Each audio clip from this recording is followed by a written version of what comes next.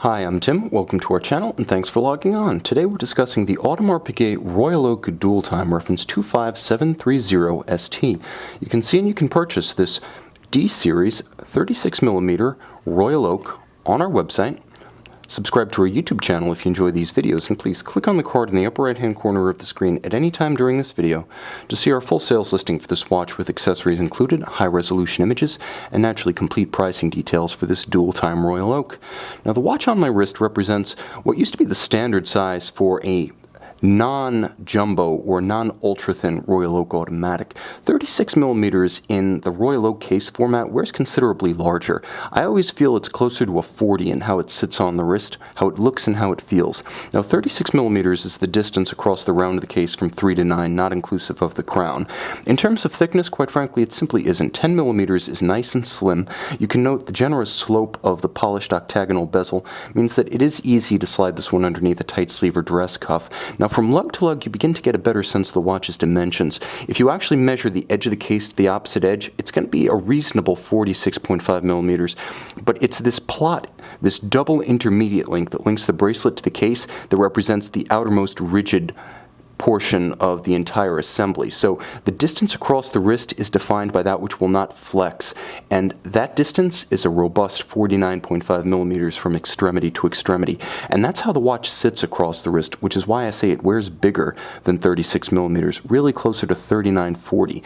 Now it's fairly hefty too, and beautifully rendered because of the integration of bracelet and lug. This was the original concept as Gerald Genta proposed in 1972 at Basel with his prototype Royal Oak, and you can see that this one is true to that form.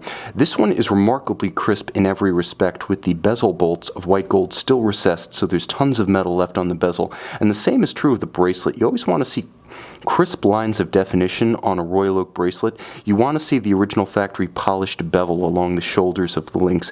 You want to see that the spacing between is as it left the factory, not excessive, not stretched, not uneven. And you want to see an even plane of satin finish across each individual link with a smooth transition to the lugs themselves. The acid test is always running your thumb along the bracelet. If you can see the transitions but you can't feel the steps, the bracelet has retained an excellent amount of its original finish in metal. Now you can see that it's a single fold deployant, and when closed it's quite secure. It does have a trigger that you have to pull back, and only once the trigger is pulled back can you secure it. But once secured, it's confidence inspiring. Now you can see that this watch features a serial number in the high D range. Audemars Piguet started with that original Royal Oak in 1972 with the A series, and every 100,000 watches they roll over to another letter. So the D series lasted from about 1987 to 1994. There were two world economic downturns in that period, which explains why this luxury brand stayed on the D series for as long as it did. Very rarely would so many years transpire between series changes.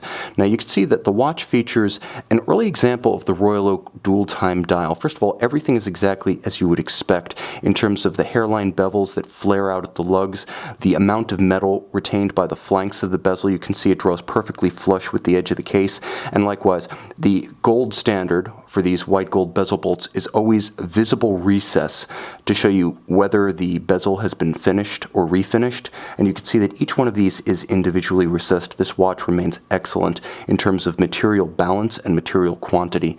You'll also note the dial, a rich and uncommon petite tapisserie in blue. The hobnail pattern is remarkably nuanced and detailed, and it really does pay dividends to explore the watch under a loupe when you have the pleasure. Now you can see there is a power reserve scale on the 9 o'clock side of the watch that spans the roughly 38 to 40 hour power reserve of the JLC base movement. You'll also note a second dial for a second time zone. These early watches didn't have the AM-PM distinction, but there is a radial date at 2 o'clock. Now, the radial date is advanced by rolling the watch through midnight again and again, kind of like an old day date. There is no AM-PM for the dual time function, but the good news is that you can access it independently once the crown is screwed out. So it's set from an intermediate position, and you can see how it sets fore and aft. A dual time, it is not a GMT because of the lack of an AM-PM distinction, but it is a beautifully crafted and beautifully balanced dial. The first iteration of the Royal Oak dual time, this is a series that has become a classic and remains in the catalog to this day. The JLC base caliber is thin and fine and continues a long history of cooperation between Jaeger-LeCoultre, its predecessor company LeCoultre, and Audemars Piguet, dating back to Audemars Piguet's origins in the 1870s. Now you can see everything to this watch, the dial by Stern Creations, yes, those Sterns of Patek Philippe, the movement by Jaeger-LeCoultre, and the design and metal work entirely by Audemars Piguet. This watch is like a horological tour of Switzerland's highlights, and you can have it all in a 36mm case. You can see and you can purchase this Royal Oak dual time on our website.